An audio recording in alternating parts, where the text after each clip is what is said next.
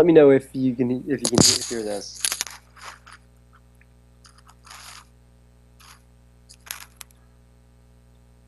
I hear a little bit. Can you hear that or no? No, I can't really. No. Okay. Well, whatever. So whatever. I mean, it's sound here. Tell me if you can hear this. Yeah, I can hear that. Okay.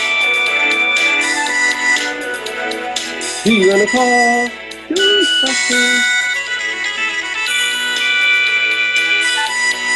So that's what it sounds like before I turn it into this. Let me play this. I'll skip forward. So now it sounds like this.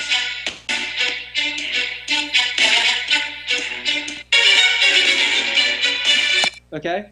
So the idea of picking the song and arranging it all is only, I think, the first half. Then the second half is kind of bringing it to life, which is the bulk of what I do. I mean, that in itself takes about like 50 to 60 hours just to kind of make it sound like that. And so that's why I say when the music doesn't sell sometimes, I take it personally because I spent a lot of time on it, you know? That's understandable though. You know, like to spend. Oh wait, what? I'm sorry. You were saying? No, I say that's understandable if you take it personally. If it doesn't sell as well, yeah. That process.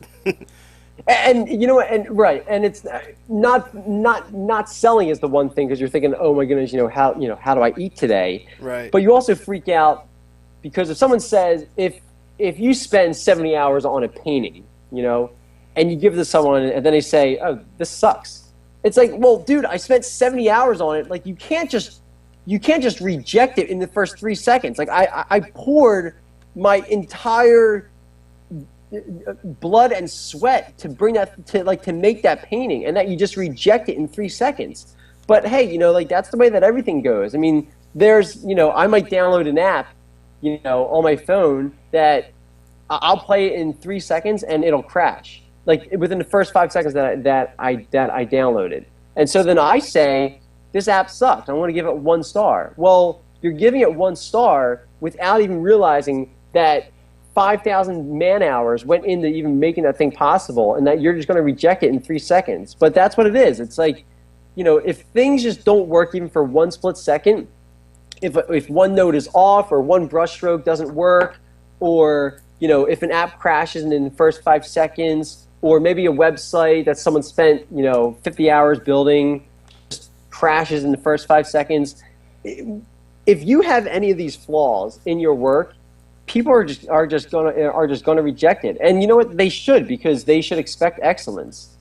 And I expect it out of my work, and I expect it for other people. I mean, if you're going to say to someone, I want you to buy this piece of music for $1, you better make sure that since they're working for that dollar, like they're hustling, working, trying to make their ends, meet too, to make their ends meet, to meet financially. So for them to invest in you, not only as a blog reader, but also financially, then you better be giving them something that's worth for them to invest that dollar into, or $10 if they buy an album or a shirt or something.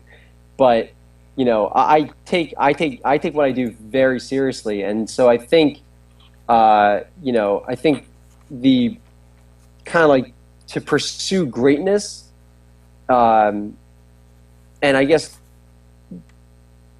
to pursue flawlessness and make things masterful is very effective. And it's kind of the secret. Because people say, oh, it's just a song that costs $1. Like just release it. It doesn't have to be perfect. Well, yeah, it has to be perfect. I mean, it's your, it's what you stand for. Like that. When we're all dead, 200 years from now, my archive, my catalog is the only thing that's going to stand. And so it better be perfect because it has your name on it, and legacy is greater than currency. So that's what it comes down to. And I'm very passionate about the subject because I think there's so much kind of bullshit mediocrity in the world.